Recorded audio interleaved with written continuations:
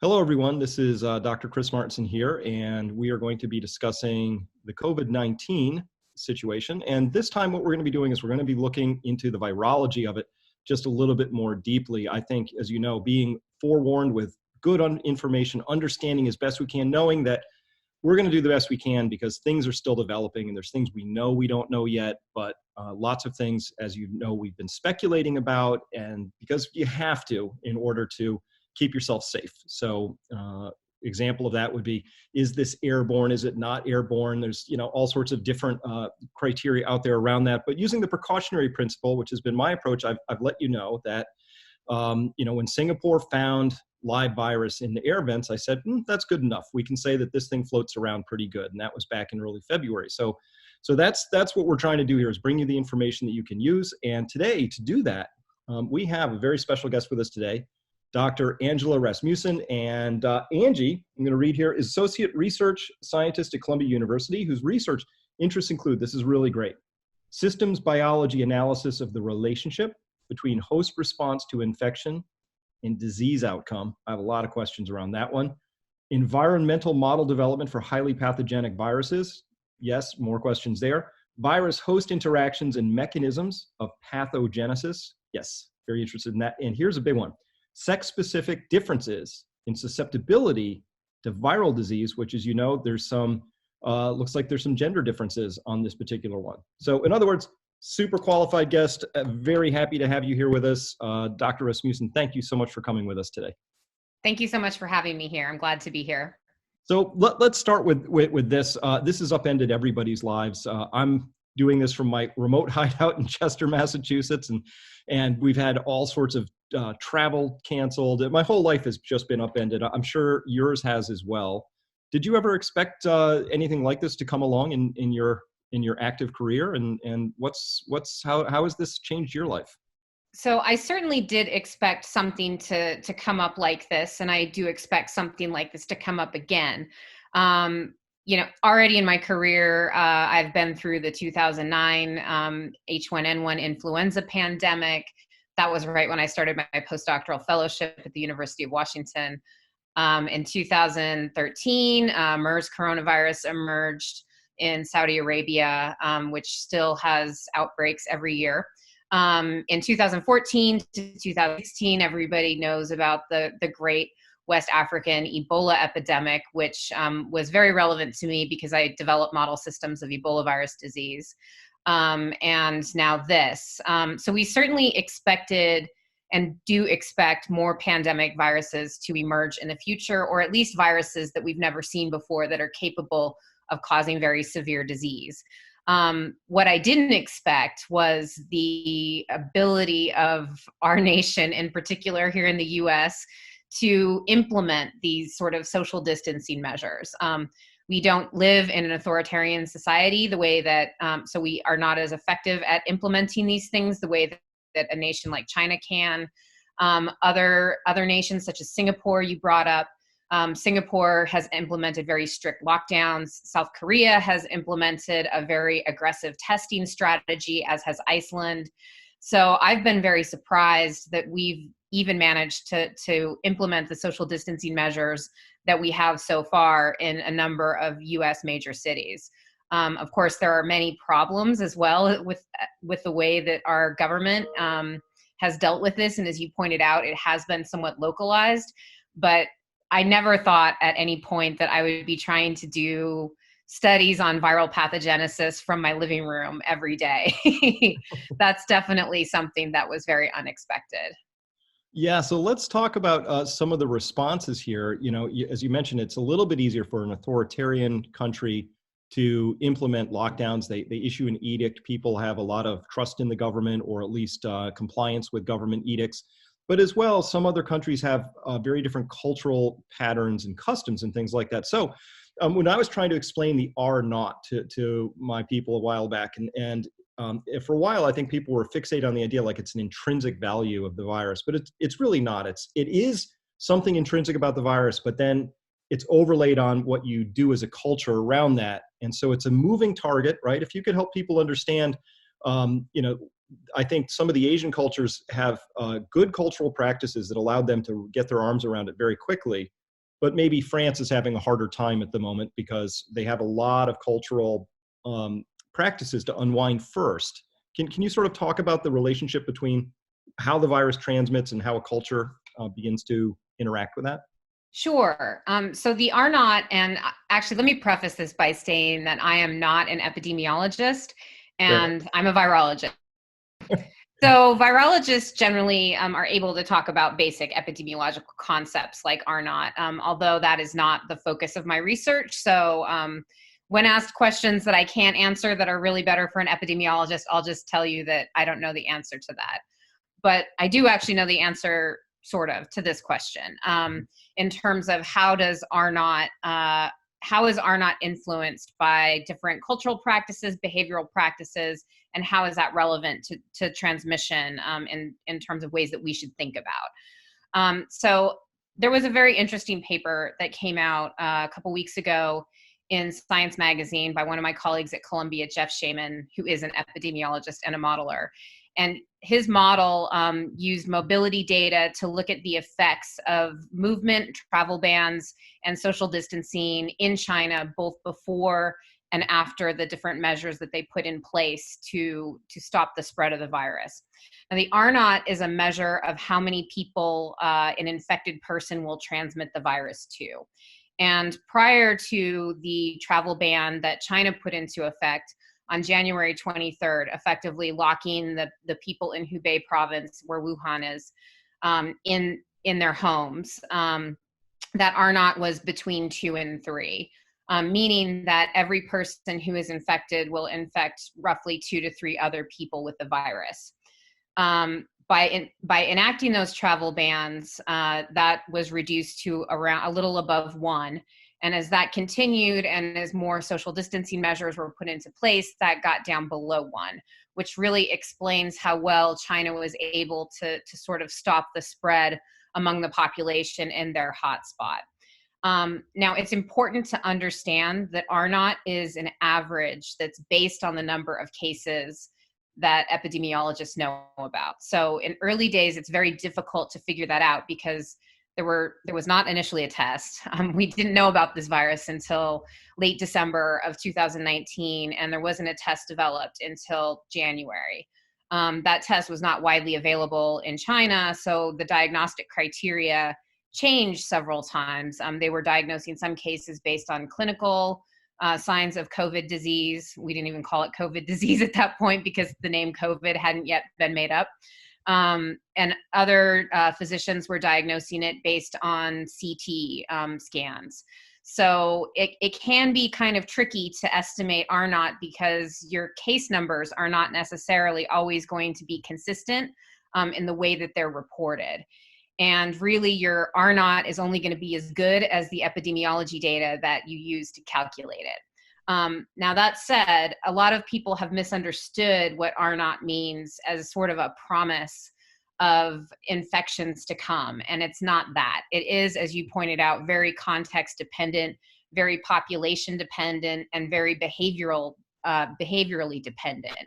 So once those travel restrictions, mobility was limited, people were not going out and gathering together in crowds, that number went down. Now, that's what we're trying to achieve here as well in hotspots like New York City. Now, I don't know what the R naught is in New York City right now because, again, there's not enough testing to really figure out how prevalent the virus is in the population. But our goal in implementing all of these social distancing, physical distancing measures, hand hygiene measures are to reduce the spread of the virus and effectively lower that R naught number so that infected people are exposing and infecting as few other people as possible. I get it. And this is certainly a very infective virus, isn't it? It transmits relatively easily.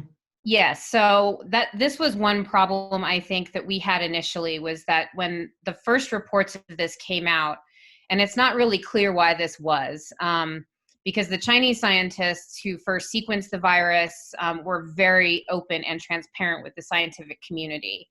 But in the very early weeks of 2020, the first week of January, the word on virology and epidemiology Twitter was that there were no healthcare worker infections and that it was not easily transmitted from person to person. We know that MERS coronavirus, which was the most recent coronavirus that emerged in 2013, is actually pretty difficult to transmit from person to person. It's possible, but it doesn't happen all the time. So we thought initially, or I thought, I won't speak for my colleagues, but I thought that it wasn't something that we really had to worry about if it was like MERS, where it was a limited zoonotic infection, meaning that it was transmitted from an animal to a person, and that there was limited person-to-person transmission. As we got more genomic data and as more data from the hospitals were coming in, it became apparent that not only was it being transmitted person to person, but there was likely only one zoonotic transmission event. So the first person who got what we now know as SARS coronavirus 2 or COVID got that from an animal that we haven't yet identified, but possibly a bat. However, after that time, the virus was transmitting from person to person, which makes it very difficult to deal with. And from a virology perspective, we've since learned some things about how the virus interacts with its We've discovered since that time that the virus uses a molecule called ACE2 as its receptor, and it binds ACE2 very efficiently. Whether that has an impact on it being more infectious or more transmissible remains to be seen, but it's possible that that is one factor that has contributed to increased capacity for human-to-human transmission. So I'm wondering if that explains anything, at all around the gender differences. So when I was pouring through the early data, China was saying, gosh, it looks like they had really pronounced swings, like almost like 6-3, 6-4, male to female. And that seems to have come down a little bit. I'm wondering what, is there any explanation in the ACE2 receptor binding and pathway for this? Does that help explain some of the gender differences? It could. I'm not incredibly familiar with differences in ACE2 expression that are divided by sex. It's possible. ACE2 receptors have been a hot topic in terms of their expression. So it's not known currently if increased ACE2 expression does make you more susceptible. But a number of drugs that you take have been reported also to increase ACE2 expression. Everything from ibuprofen to the ACE inhibitors that are widely used to treat hypertension. Some people have proposed that this sex bias might be due to more men taking those drugs than women. In addition, there are behavioral factors that could explain that. In China, for example, many, many more men smoke than women. So initially, it was thought that that might be an explanation, and there was a precedent for this. For SARS Classic, more men than women got and died from SARS, and same with MERS coronavirus. Now, MERS coronavirus emerged in Saudi Arabia, where there are very, very gender-specific roles in society. We now know that MERS coronavirus is most of the time transmitted by interaction with a dromedary camel, and men are most likely to be around camels more often than women, just because of these gender-biased work roles in society. So we were thinking that perhaps in this case, or I was thinking perhaps for SARS-2, that might explain it. However, now that we have a lot more data from Spain and Italy, where the smoking rates between men and women are a lot more similar, we're still seeing the same, roughly the same ratios of men being disproportionately affected, more likely to have severe disease and more likely to die than women. So the jury is out. We don't know what the basis of this is.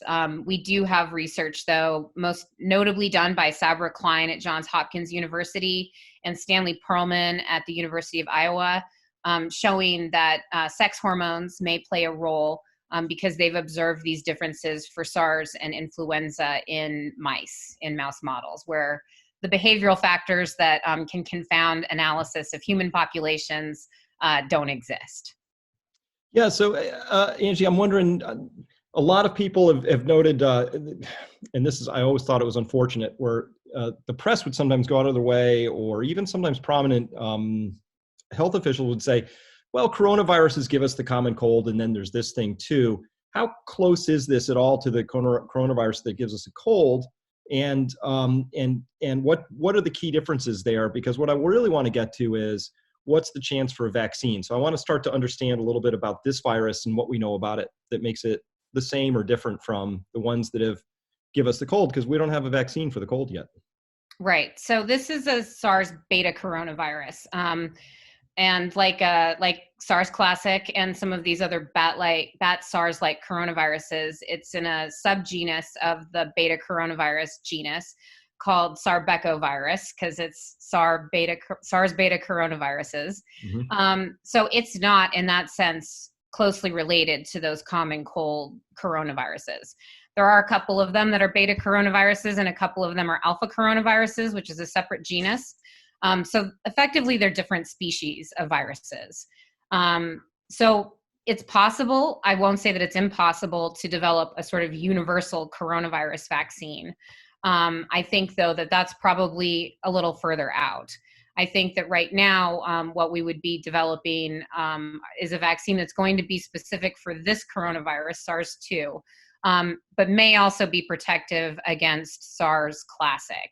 So a couple papers came out a few weeks ago showing that antibodies from patients who had recovered from SARS classic could prevent infection of cells by SARS coronavirus 2, which suggests that those viruses are at least similar enough in the types of immune responses that they generate that there's cross protection between them. So it's possible that a vaccine against SARS coronavirus 2 could be protective against both SARS classic, should it reemerge, as well as other bat SARS-like coronaviruses in the same subgenus, so very, very closely related coronaviruses. It's a lot harder to say that it would be protective against more distantly related viruses, even other beta coronaviruses like MERS that cause a similar disease. It's in its own subgenus, so we don't know if there would be that same cross-protective effect. Yeah. It's possible, but I think long-term people will start looking to make a more universal coronavirus vaccine that would hopefully be protective against any other coronavirus that might emerge that we don't know about yet. Yeah, so I'd like to get your opinion on something. I read an early research paper, probably early February, which talked about some of the efforts to develop a SARS vaccine. And they had developed a successful vaccine in the sense they gave it to animal models. The animals developed antibodies. The antibodies were effective against the SARS virus. But upon re-exposure of the live virus, the animals developed all sorts of pathologies. And it looked like there was an antibody-dependent enhancement. The ADE pathway got ignited. Was that just a bad virus that vaccine attempt? Can that happen? Or is this a feature that we might associate with coronavirus vaccines? So the antibody-dependent enhancement question is an obviously important one that needs to be investigated, but it is worth noting that we've never seen evidence that antibody-dependent enhancement has occurred in SARS classic patients, in MERS patients, or in COVID patients. That was a single study, and there were a couple other studies done in cell culture that supported the notion that antibody-dependent enhancement was possible. However, it's a very good example, and I'm not dissing mouse models. I use mouse models all the time. Mm-hmm. I really value what we can learn from them, but they don't always completely recapitulate every aspect of the human disease. And just because we've observed something in a mouse model doesn't mean that it's going to happen in the human setting. Now, that said, I think that the fact that we can show that it happens in any kind of context means that it's worth looking out for. But so far, and it's still very early days, we do have evidence that most patients, at least that we've looked at, do produce neutralizing antibodies, which would argue against antibody-dependent enhancement because those antibodies effectively inactivate the virus. Also, there was a study done in China using 4 rhesus macaques that were infected with COVID, allowed to recover, and then challenged with a second dose of COVID, and none of them got sick or had viremia, indicating that their first exposure had, in fact, given them protective immunity rather than antibody-dependent enhancement type responses. The antibody-dependent enhancement is caused when, at least for dengue virus, which is a situation in which it's very well known that it does happen clinically a lot, is when antibodies are capable of binding the virus but are non-neutralizing, meaning that the antibody hooks on and attaches to the virus particle, but it does not inactivate the virus particle. Then those antibodies can be taken up by other cells called macrophages that are capable of mediating inflammatory responses. Now, dengue virus normally infects macrophages, so they are already a target cell. It's a lot less clear that COVID infects macrophages. Its primary target cell are respiratory epithelial cells that line the airway. So that's another reason why antibody-dependent enhancement may not be likely, even if there are widespread non-neutralizing antibodies, because the taking up of those antibody virus complexes that are infectious would be taking it up into a type of cell that the virus doesn't normally infect. All right. What about the, how, do we have any sense now how long immunity would be conferred on a patient who's recovered, who's now immunologically, robust against this thing? Do we have a sense now? That's a really important question, and no, we don't. And unfortunately, the only way we can figure that out is by following patients over time to see if either they are reinfected again, just in the community, or whether their titers of neutralizing antibodies decrease. And the only way we can do that is by identifying those patients who've recovered, a lot of them, ideally, following them over months and taking a look at the antibodies that are in their blood and how they operate. Basically, after a year, 2 years, 3 years, are those antibodies still capable of inactivating the virus in cell culture? It's possible that those antibodies may decrease. I mean, there are reports that for the common cold type coronaviruses, especially, people do not have lasting, lifelong immunity against those. However, it's also important to point out that coronaviruses prior to SARS were so unpopular that hardly anybody worked on them. The nidovirus meeting, which is for people who study coronaviruses, was almost canceled the year before SARS happened, or the year that SARS happened. And then all of a sudden, everybody became interested in it with SARS. A lot of people became interested in it in MERS, but there are still relatively few people studying coronaviruses, and that's part of, unfortunately, the funding climate right now in the United States. There's only so much money to go around, and so we haven't done all of the work in this area that we really should have, because prior to SARS Classic, coronaviruses weren't really on anybody's radar as anything besides a common cold, sort of mild pathogen that was more of an annoyance than a real public health problem. Yeah. And that I think is reassuring to some extent, because the fact that we don't have an antibody, a vaccine that develops neutralizing antibodies against SARS right now is really, I think, just due to more to a lack of interest. And now there's an extraordinary explosion of interest. I've been looking at, we now have vaccine efforts with this exciting new mRNA vaccine technology. There's DNA, of course, the attenuated. There's so many different strategies being tried. How hopeful are you that we'll come up with something in a year? I mean, I think that, they're already, Tony Fauci said yesterday in the press briefing that if there were promising trials as they sort of move to the next trial phase for the Moderna mRNA vaccine, that if there are signs that that it might be effective as well as safe, that they would consider moving that towards mass use and FDA approval more quickly. Obviously, this is an emergency and a crisis, so things are going to move more quickly. But that said, I think even with that accelerated timeline, the best we could hope for is really a year to 18 months. Mm-hmm. And part of that is that we don't want, because there are limited resources, and I realize that there was just a big stimulus package, but there are still limited resources, and we don't want to put all of our efforts, our manufacturing capacity into distributing widely a vaccine that doesn't work, first of all, and that might not be safe. One side effect, so an mRNA vaccine, as far as I know, at least in the United States, has never been approved by the FDA.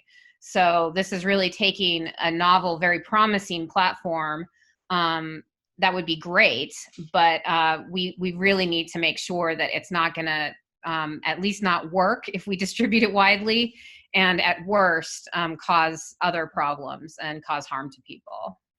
So, how about the possibility of a secondary or a second infection? We've seen these reports, and they've come along, and I don't have enough. I can't get my arms around the data to understand if did these people have false positives in the first case, and so therefore they thought they had it, and now they actually have it, or anything like that. But there's been enough cases out of Japan, out of China, out of some other places. What's your thinking on what we're seeing with those reports? So I haven't read any of those reports in a medical journal. Me I've neither. only read about them in the press. And I think it's entirely possible. I can't rule it out. But I think it's entirely possible that those were the results of false negative tests. The PCR test, while quite sensitive, does have a detection limit. In addition to that, the way that the samples are taken, it's not like we can take blood from people and look. Not every patient has viremia or virus in their blood. These samples that we're talking about are nasopharyngeal swabs, which your throat is quite big. And if you have a very mild infection and you're taking a swab from a part of the throat where you don't have infected cells, you might not detect any viral RNA, which is what that test detects. Similarly, if you're swabbing the wrong part of the nose, you get the wrong cells, then again, you could get a negative on the test. And in addition to that, if you just have a very low level of virus, it's possible that you could not detect it. It's also possible that the test itself might give you a false negative. And there have been varying reports about the specificity of several of these tests, including the ones developed by the CDC. So it's hard to say in those cases, but we also know that, according to that non-human primate study that I mentioned before, and according to some of the antibody data from recovered patients, that it is likely that most people mount protective immune responses, which would argue against them being really reinfected in a matter of days after recovering. Mhm. So my personal opinion is that while I can't completely rule out that reinfection is happening, I also haven't seen any data to suggest that it is. And many of these cases might be people who just have an unusual disease course that's biphasic or sort of bimodal, where they have a period of seeming recovery between experiencing symptoms of COVID. So the jury's still out on that, but my personal opinion is I think it's unlikely. Yeah, I was wondering if there's perhaps any overlap or tie-in here to this crazy thing that people sometimes lose senses of smell and taste, which suggests that this virus is somehow neurological, at least to me, that it's got to be playing in there somehow. So is there a chance that this thing is hiding out in some people's bodies, and not everybody, but would that fit with this idea that some people have this biphasic approach where maybe some people it just comes in, it lands in one spot, they fight it off, but other people it might be sort of parked here and there? That's completely possible. We've certainly seen that with Ebola, for example, some patients have the virus that persistently infects weird niche organs. The eyes and the testes have both been implicated in Ebola. We know that there were reports from SARS classic patients that some patients did have detection of viral antigen in their brains in samples of deceased patients who were autopsied. In MERS coronavirus and some of the mouse models in particular, there have been neurological effects reported and virus found in the central nervous system tissues of those animals. In MERS, it's a little harder to tell because it requires a transgenic mouse model, which is expressing the human receptor, and it could just be the expression of that receptor occurring in places that it normally doesn't occur. So the jury's really kind of out, but certainly the loss of sense of smell and taste has been implicated. As also, I've seen a review paper just came out this past week, and I think the Journal of Medical Virology, suggesting that infection of the brain stem by SARS coronavirus 2, if it happened, they didn't show any data to show that it did, Mhm. could also be involved in the respiratory failure that occurs with the most serious COVID patients, because it interferes with your ability to breathe. So those are very much open questions, though. The real answer is that I don't know, Mhm. but it's definitely worth looking into. So is this virus with us now? Is this a human endemic thing and we're going to see it in our landscape from here on out? Another question that I don't know, but we will find out. I think there's certainly a possibility. So that happened also with the 1918 influenza pandemic, in which there were multiple waves of the virus. It's not so much that because it was endemic as social distancing practices, which were implemented at that time. When people started going back into public and getting together again, the virus came back. Also, it's a little more complicated than with something like influenza because it's already been shown that people who had a related influenza virus prior might still be susceptible to getting infected, but might also have partial immunity that changes how they respond. And so that's why every year, for example, when the flu vaccine, even if it doesn't work perfectly, people still suggest you get it because there might be enough residual sort of immunity that it induces that's cross-protective, that it will at least make the disease more severe. So any of those things could be a factor if this kind of seems to go away, whether that's because it's seasonal or because we've enacted these sort of almost worldwide social distancing measures now. I think that though there is a possibility that it could become endemic. We also have no indication that this is like flu, for example, which is very malleable in terms of its genetics. And that's why we have to get a different flu vaccine every year, because flu can essentially change its antigens and hide out from the immune system. So if you have pre-existing immunity, it can evolve to escape that. We don't have any reason to believe that this virus is doing that same thing. But it's totally possible if the virus persists for a long time in the population, people are slowly developing immunity, that could put a selection pressure onto the virus so that it changes strains, as I've heard people referring to it, but really becomes antigenically distinct so that it would be effectively different for your immune system enough that it wouldn't necessarily recognize it. So that's another situation in which we could be dealing with endemic strains of the virus kind of coming back on a seasonal basis. But right now, the answer ultimately is that we're just going to have to wait and see what happens. Yeah, and while we're waiting for that, I have a question about this mutation, this dreaded mutation people talk about. That's in the movies a lot. Oh no, it mutated, right? Yes. Like it's a thing. So if we could talk about the mutation, we've seen these beautiful phylogenetic trees, right, where there are these single nucleotide polymorphisms where it's changing, right? And so that's how we can trace it across, patient A gave it to patient B, and there's certain, I hesitate to call them strains, but what language would I use for the average person? But there are genetically distinct, Right. types out there. First, are any of those, do we have any data yet to suggest that any of those changes have any clinical, are we starting to connect clinical outcome with any of these changes, if anything exists? And when people talk about more generally, oh no, it's mutated, can we just talk about what that means in Yeah. So virology? first of all, there have been a couple preprints of studies suggesting that certain genetic features are related to strains of differential pathogenicity.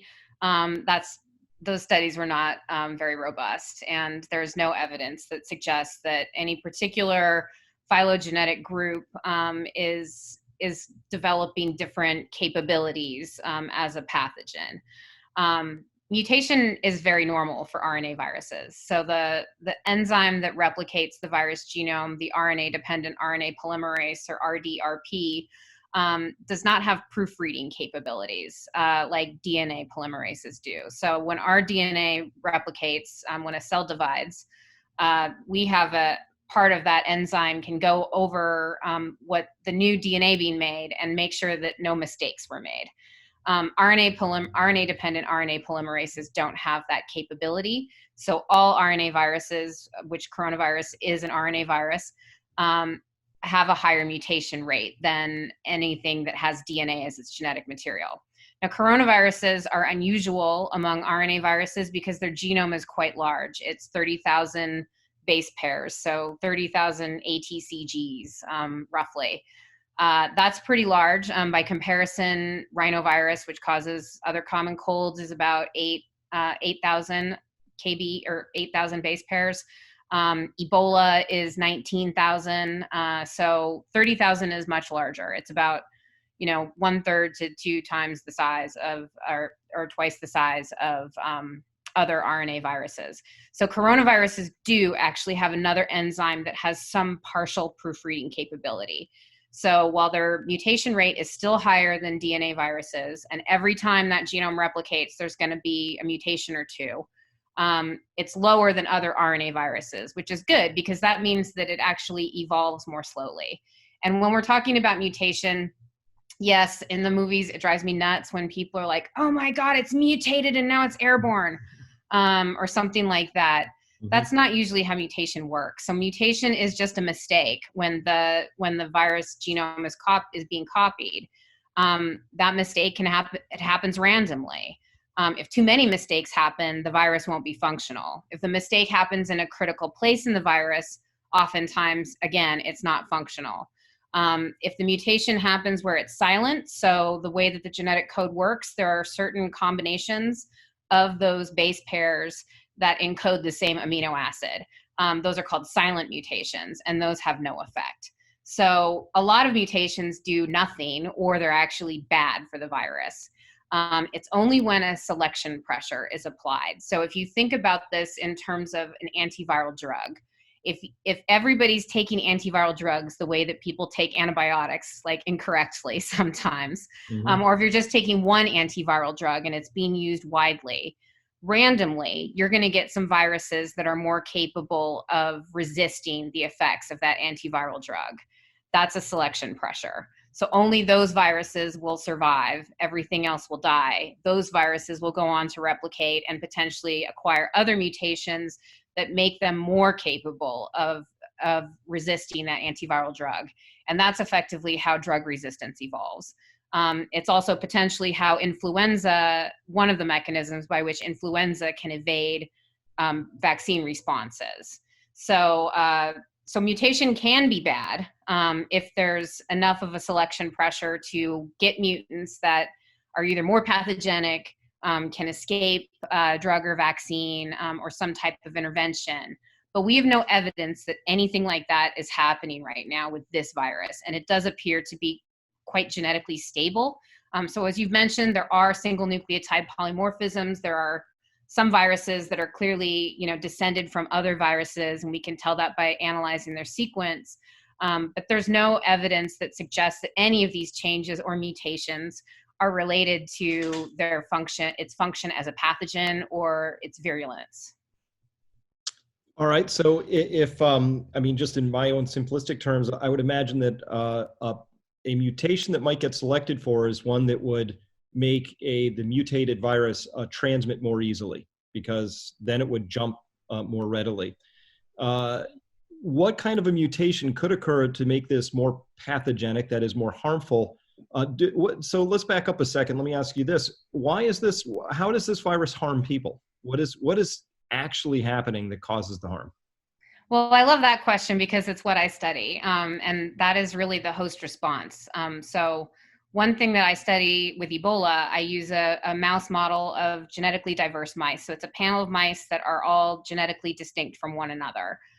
You infect those mice with the same dose of Ebola by the same route, and some of them will get very, very sick. They will have hemorrhagic disease that looks a lot like what we see in the most severely ill Ebola patients. And some of them will just lose a little weight and then recover, and don't really stop eating that much. They are basically behaving like normal mice. So we can see by doing that stuff how genetics themselves will predispose individuals to be more or less susceptible to a given pathogen.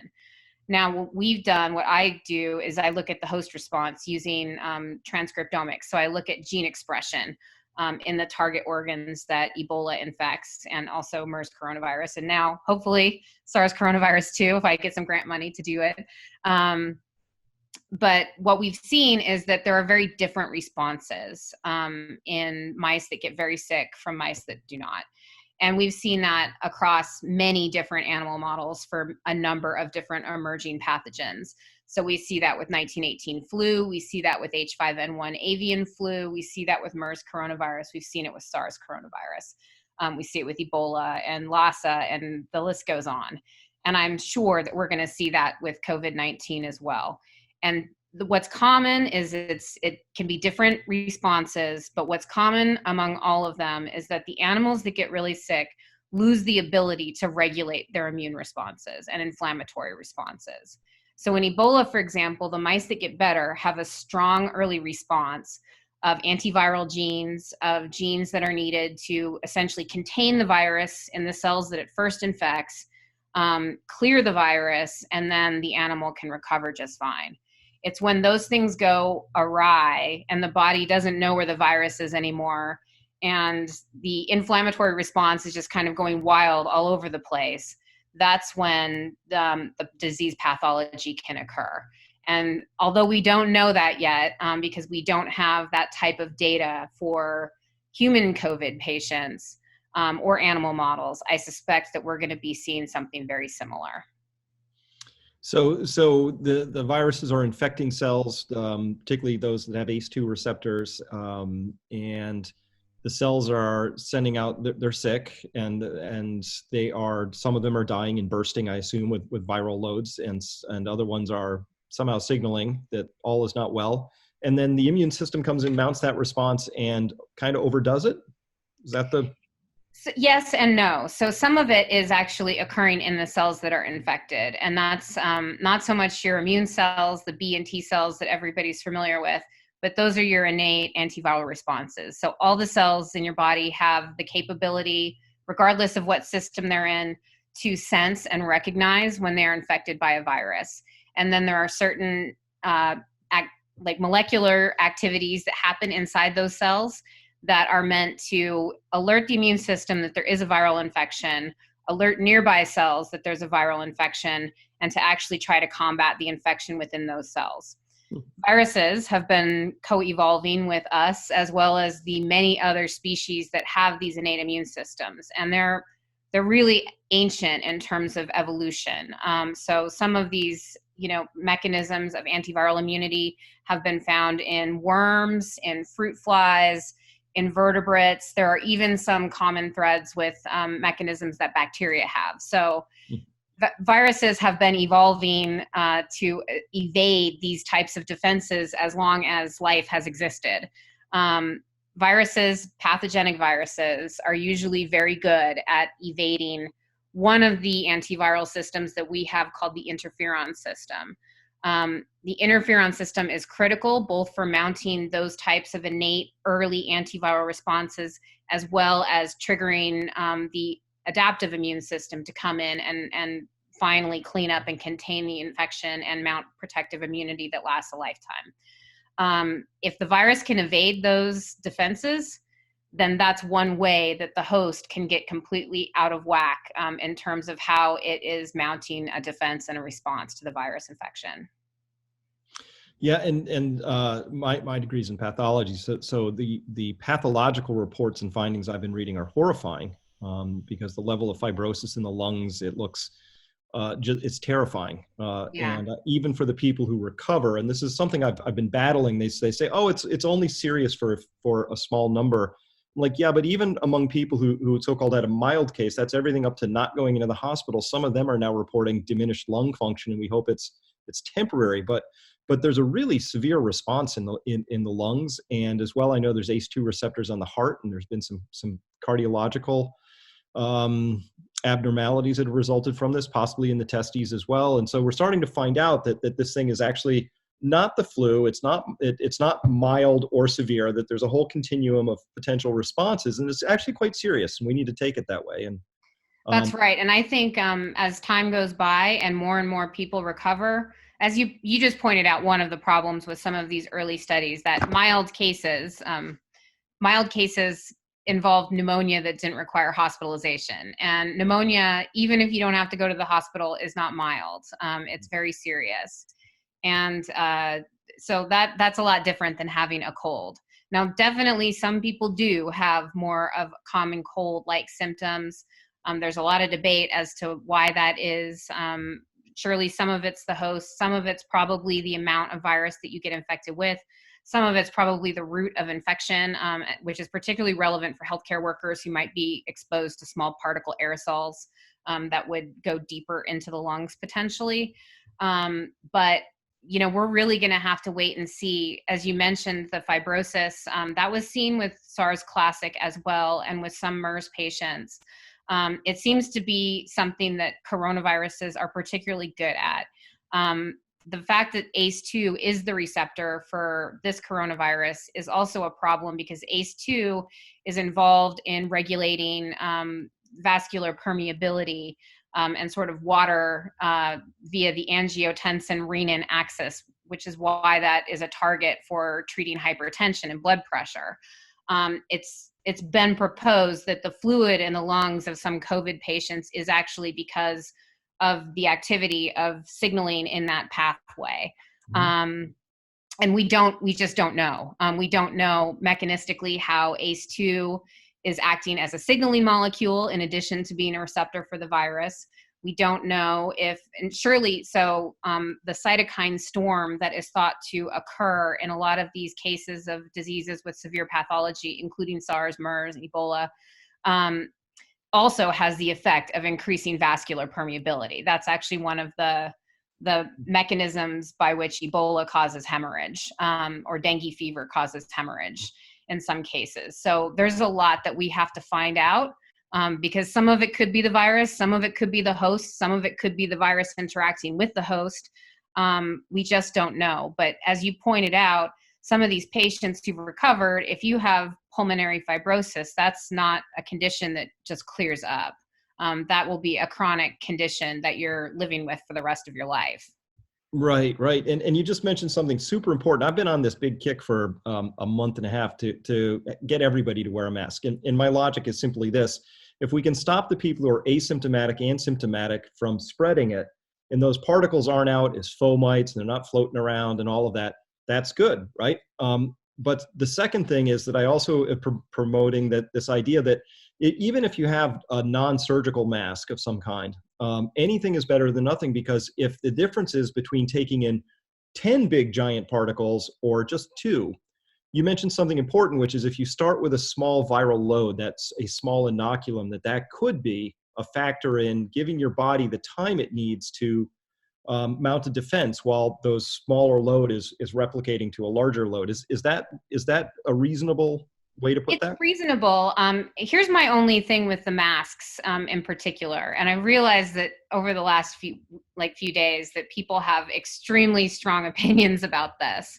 I'm more agnostic with regard to mask use. So I don't have a problem if people want to make their own masks and wear them. I do have several concerns with masks. And one reason why I'm not encouraging everybody to wear a mask is because right now, the critical PPE shortages that frontline healthcare workers are facing are really, really dire. I've talked to a couple of colleagues of mine who are physicians in the emergency department, and people are dealing with like getting one surgical mask issued to them per week, things like that. And what I don't want is for the public to go out and compete with these healthcare workers for the personal protective equipment that they need. My second issue is that I think sometimes that wearing people who are not trained to wear this, I just want people to be educated in what a mask can do. So as you correctly pointed out, masks, cloth masks or surgical masks are very good for reducing respiratory droplet production. And so that the benefit there is if everybody does that, then that's protective to other people out there who might be exposed to respiratory droplets. And that's certainly, it's a fair and logical point, because we do know now that there can be quite a bit of transmission in pre-symptomatic individuals, even though the jury's still out on exactly how much asymptomatic transmission is occurring. Certainly people can transmit the virus before they know that they're sick. So in that sense, it's good. My only other concern, though, is that not everybody knows how to handle and wear a mask. And I've seen a lot of people, when I was at SeaTac Airport going to Hawaii, A woman came into the restaurant wearing nitrile gloves and a surgical mask. She pulled the mask down, ordered a glass of champagne, and was talking on the phone, drinking her champagne, and then eating a salad, wearing gloves with her mask around her chin. And then she was kind of fiddling with the mask while she talked on the phone. And I mean, all of that just made me, it was all I could do not to go over to her and be like, please throw the mask away, take it off and wash your hands. I think some people, not all, but some people get a false sense of security when they wear a mask or gloves. And when they wear it wrong like that, when they're doing behaviors that, they might normally be more conscious of, if not, like touching their face or eating or touching their cell phone and then touching that to their face. I'm just concerned at people who don't know better or who aren't thinking about viruses in that way might expose themselves potentially more to viruses or respiratory droplets that have accumulated on the outside of the mask. So, but what I've been ultimately saying to people is, if you feel more comfortable wearing a mask, if you feel like it's a socially responsible thing to do, then go for it. But even if everybody wears a mask, we still need to do the social physical distancing. We still need to practice the good hand hygiene. And you still just need to be really conscious of your extended proximity to people. I'm officially following the CDC and the WHO guidance, which is right now reserve the masks for the frontline healthcare workers. But I'm certainly willing to change my views on that as well. And I don't think it's a bad thing to tell people to wear masks. As you pointed out, something is better than nothing, but just be conscious of the fact that it's not an all-powerful force field that will protect you from virus. Yeah, it's playing the odds. So if I have a choice between being in a room full of people, and now we know that singing is very bad because we have like not one, Right. not two, but 3 cases now where churches got together and sang, and it turned out to be very bad, and something about Right. breathing deeply and expelling and all of that. But if I had the choice of being in a room full of people without masks or just even bandanas, I'll pick bandanas because the odds have now improved. But like you say, it's not the magic bullet. It's not like I don't have this magic talisman that prevents all, right? Right. That helps. But what I loved was seeing the data coming out of Hong Kong, where not only did they crush their SARS-CoV-2 infections, but flu whole month earlier and went right to 0, Right. and normally at baselines it's something north of 0. And so that told me that not only is it possible, but with people who are trained, and it's going to take time, I think, to get that. So we're not drinking the champagne, the Chardonnay and all that. Right. Right. But if we could get those in place, yes, the mask plus the hygiene plus the distancing, it tells us that we can fight this invisible foe, because cultures have done it. Hong Kong has done it. Singapore seems to have done it. Not 100%, but they've given themselves a real good chance to stay on top of this, I think. Yeah, no, I agree with you. And although it is important to note that Hong Kong and Singapore both placed extremely strict quarantine measures that also accompanied that. So, and in Singapore, actually, mask usage is not as widespread as it is in Hong Kong.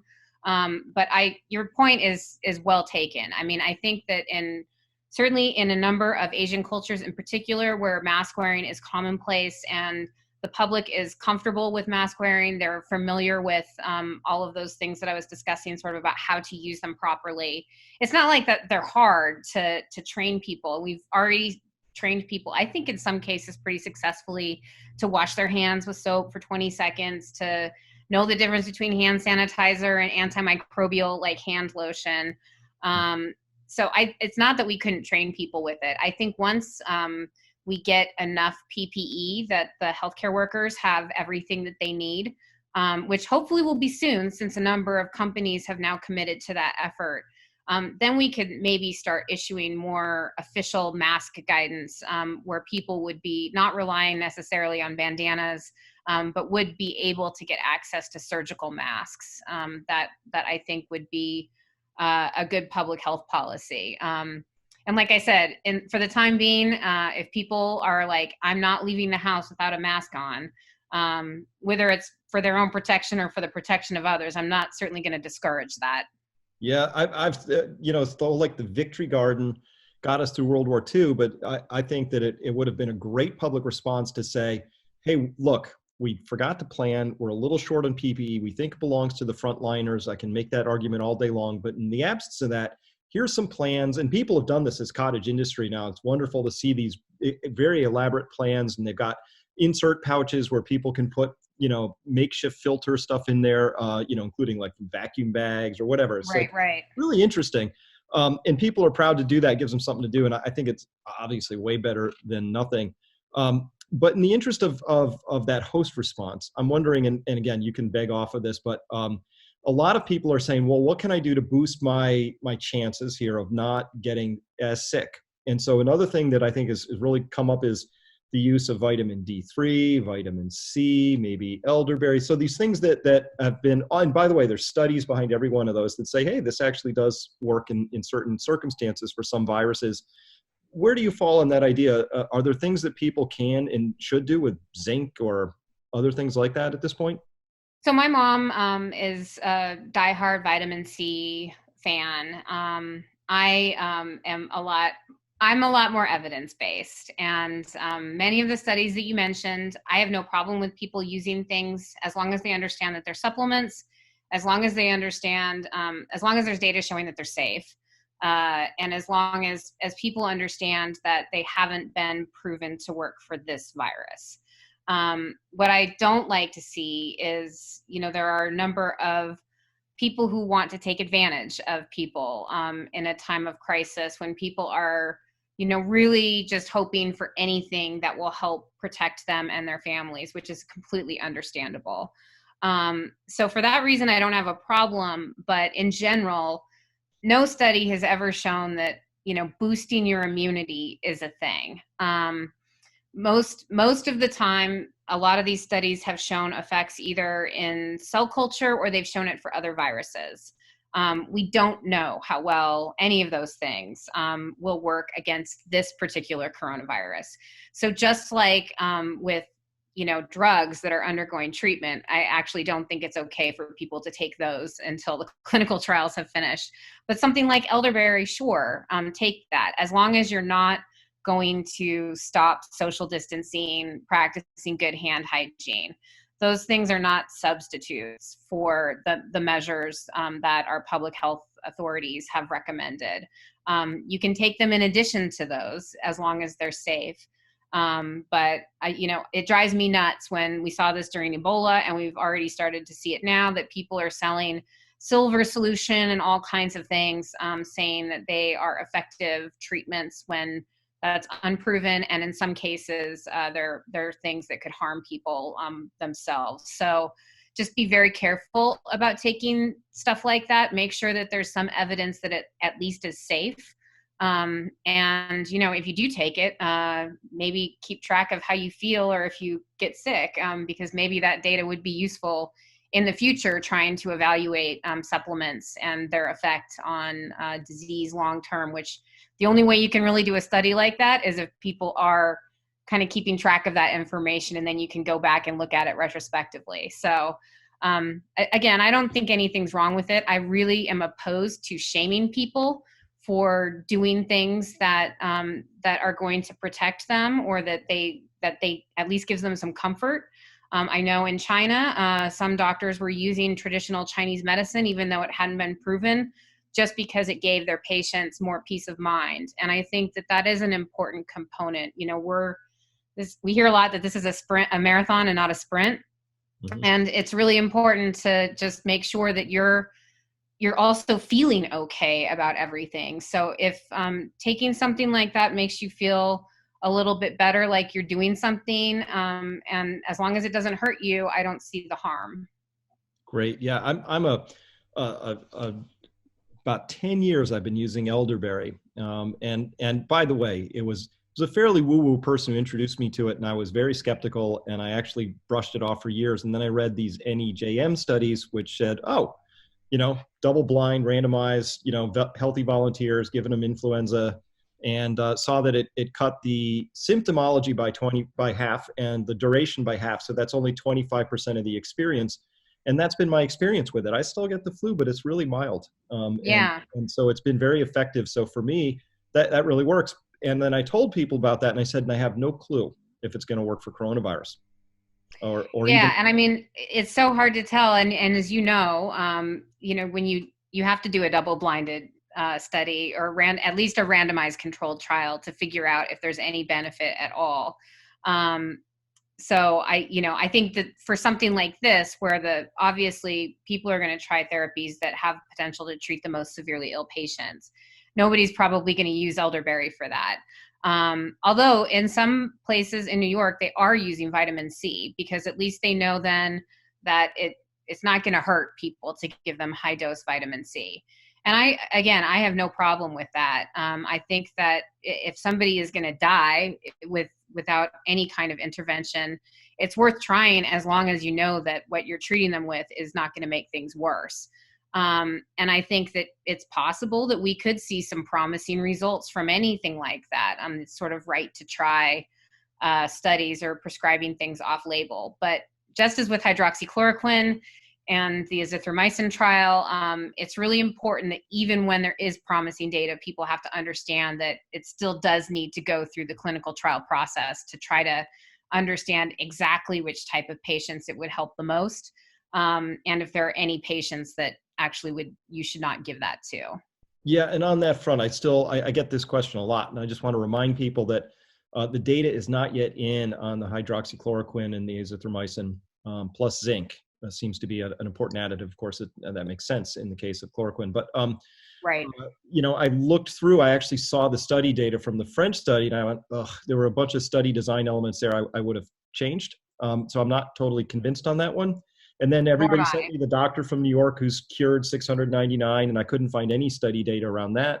Didn't know how people were identified, whether, what state they were in, what sex they were, any comorbidities, didn't know any of that stuff. So do you have a sense still? I mean, I presume we're going to get a lot of data soon around that we could trust. Is that correct? The WHO is conducting a large global clinical trial on hydroxychloroquine. I'm not sure if it's in combination with azithromycin, and I don't actually know what the original rationale was for including azithromycin, other than to potentially treat secondary bacterial infections. There was another study in China that suggested that chloroquine phosphate alone didn't do anything, but that study was only 30 patients. The problem with the French study in particular is not only there effectively wasn't a control group, because the control group was patients from a different hospital. So it was not a good cohort of controls. But the other problem with it is that paper was released as a preprint, and the next day it was published in a journal that the senior author is the editor-in-chief of. That's a pretty big conflict of interest. And that the senior author has apparently a pretty controversial reputation for making sort of wild claims similar to this for other indications. So I don't think that means that it's not worth testing, but it just underscores the importance of having a large randomized controlled trial. None of these trials I don't think are going to be double blinded, because they're also looking at remdesivir in this larger WHO trial, and they're also looking at lopinavir and ritonavir, the HIV protease inhibitors. And I'm not sure if there are any other drugs in that trial, but it's intended to be a large trial in a variety of different patient cohorts around the world, so that this can really be evaluated on a population level.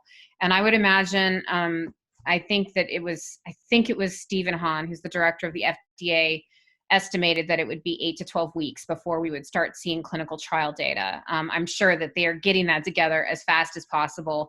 And I know in China, some of these trials have been going on since January. So it's possible that, like with the lopinavir and ritonavir HIV protease trial, there was a study that was published in the New England Journal last week, I think, from China, looking at 200 patients given that, and there was no difference in clinical outcome, although the duration of disease was shortened by a day with treatment. So it's promising enough that even if there was no difference in patient outcome, it's still worth looking at in a larger, more diverse patient cohort. So I think that they'll probably start putting out some of that data as quickly as they can analyze it and get it out in a form that's not going to be misleading or potentially harmful.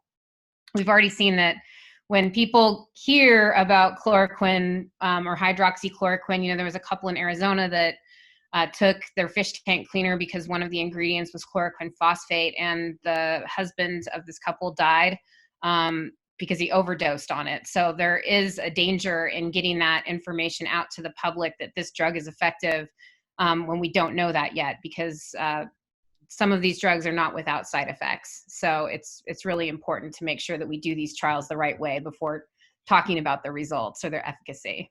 Yeah, and I don't know what happened in that Arizona case, but I'm going to bet they just took a teaspoon out and started shoveling it into orange juice or something like that. I'm pretty sure that's exactly what happened. And it's got a pretty tight dose versus toxicity range.